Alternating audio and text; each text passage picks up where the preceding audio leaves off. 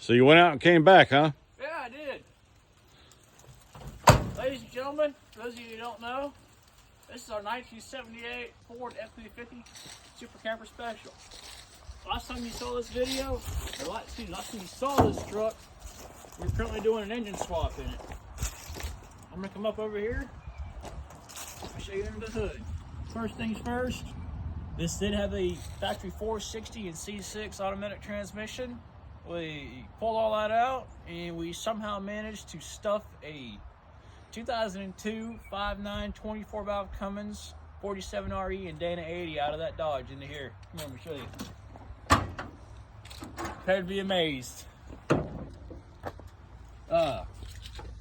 First thing right off the bat, only two things we had to do to get this engine to fit in here just like the way it is was we had to swap the oil pan from a rear sump to a front sump, and we had to make new motor mounts. Other than that, and we had to move the dipstick because the front sump, with the sump now being in the front, it sits right in the way where the dipstick goes, so we had to move the dipstick over. But other than that, that's it. Our pickup tube was interfering on that side. Yeah, we don't want the we can't go without a pickup tube. The total time and process of actually getting this together was about 4 years.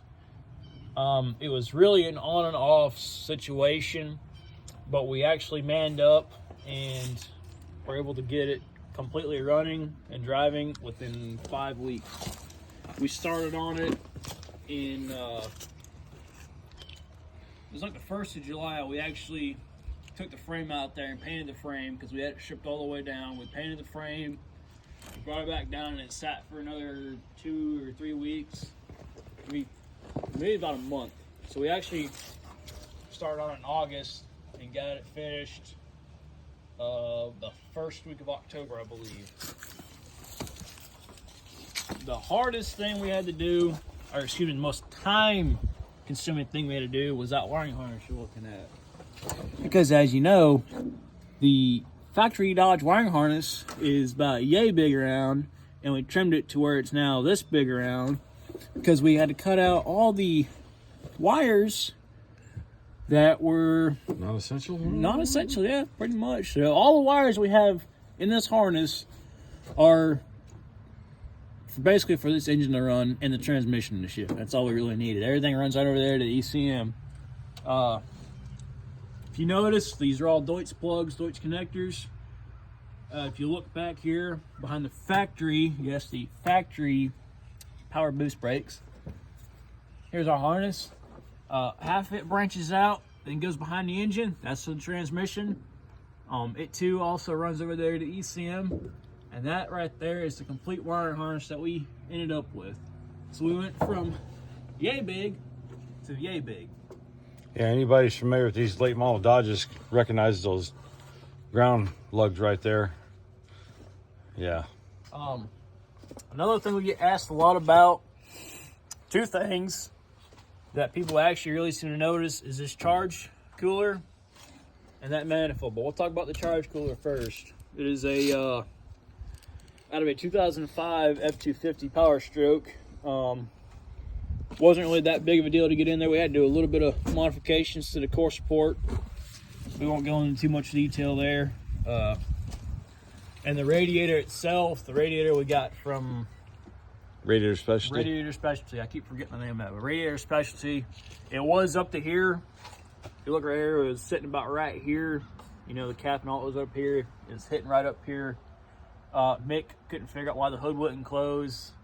And to be honest with you, we couldn't figure it out neither. So we lowered it down about 2 inches, and this is where it sits. Real quick about the radiator. I want to give a huge shout out to Jay's Weld Shop up there in North Huntsville. We cut all these brackets off right here, and he re-welded them back up on there for us to where it fits like it is now on the core support. So we appreciate it, my man. Thank you. I'll send you a link. Another thing people ask us about is that manifold. This manifold is not a 2nd gen manifold, but it's a 3rd gen manifold, because the reason behind all that The second gen turbo sits up here, and the factory heat and AC box is right here, and we had maybe that much room, and we decided, well, we might as well go with a third gen because it'll bring everything down, keep everything out of the way, and we are really glad we did all that. Yeah, it really saved us a whole bunch of labor. We weighed this truck yesterday. The front axle, I believe, was 3420. It was 3420, and the total weight of the vehicle was 5880. So it's pretty light for a truck this size. Of course, yesterday the roads were wet and oily and slickum, so some guy, the cameraman, decided he was going to goose on it just a little bit, and we was going in circles in the middle of the road. It was fine. We survived it. As I said before, factory power brakes from the 78. If you come over here inside the cab, I want to show you the gauge cluster. The gauge cluster is the factory 4 gauge. The only thing that we could not get to hook up was the speedometer and obviously the tachometer, because these trucks do not come from the factory with a tachometer, but everything else works. Oil pressure, coolant temperature, fuel gauges, and battery voltage. We have all the turn signals, all the gauge lights, dash lights, excuse me. The throttle pedal is out of a 70 Mustang. If you look back up underneath there, you'll see the slight modifications we had to do to get that to fit. Really wasn't that hard. And that's pretty much the gist of it. We got the heater working. We need it right now because it decided it was going to be 39 degrees today with the wind blowing, and it was 80 the other day. So, you know, it's welcome to the South in the fall time. There was something else I was just going to mention. I forgot what it was. I don't remember now. But that's pretty much it.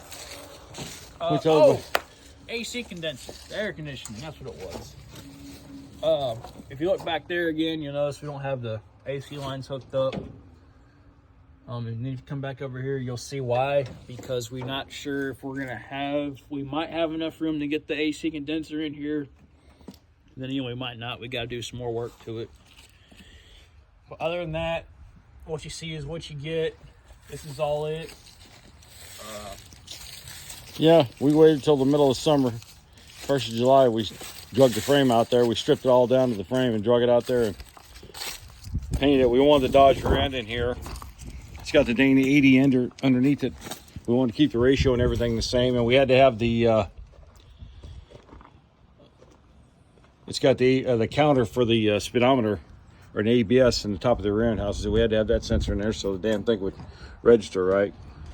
And another good thing is we've got disc brakes on all 4 tires. Yeah, we got disc brakes, and we got our sway bar on all 4 corners now. And believe it or not, we have the stock gas tanks in here. They're not, well, we converted them to fuel, but this year the truck had a plastic 15-gallon tank in 1978, which surprised me after we got it uncovered.